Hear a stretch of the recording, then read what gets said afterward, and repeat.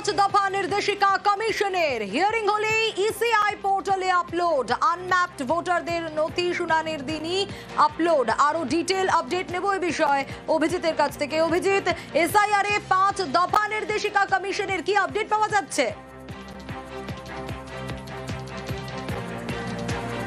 সোনিয়া, রাজ্যের নির্বাচন কমিশনের মুখ্য নির্বাচনী আধিকারিক তিনি সমস্ত রোল অবজারভারদের সঙ্গে গুরুত্বপূর্ণ বৈঠক করেন এবং তারপরই পাঁচ দফা নির্দেশিকা জারি করা হয়েছে।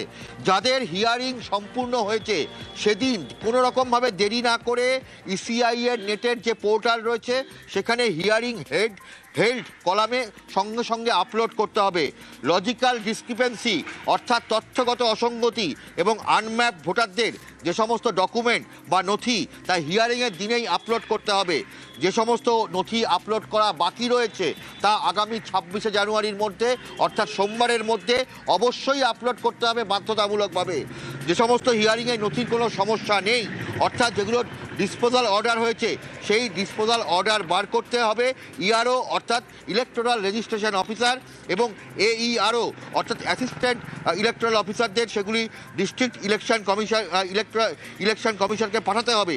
সব মিলিয়ে বলা যেতে পারে যে কোথাও কোনো রকম ফাঁক ফোকর রাখতে রাজি নয় নির্বাচন কমিশন, যাতে চূড়ান্ত ভোটার তালিকা নিয়ে কোনো রকম অভিযোগ না ওঠে তার জন্য এখন থেকেই প্রস্তুত তারা এবং সমস্ত ডিস্ট্রিক্ট ইলেকশন কমিশন এবং তথা জেলা শাসকদেরকে নির্দেশ দেওয়া হয়েছে তারা যেন পুঙ্খানুপুঙ্খভাবে সমস্ত নথি যাচাই করে এবং কোথাও কোনো অসঙ্গতি যাতে না হয় তার জন্য সমস্ত দিক খতিয়ে দেখতে হবে, এমনটাই নির্দেশিকা জারি করা হয়েছে।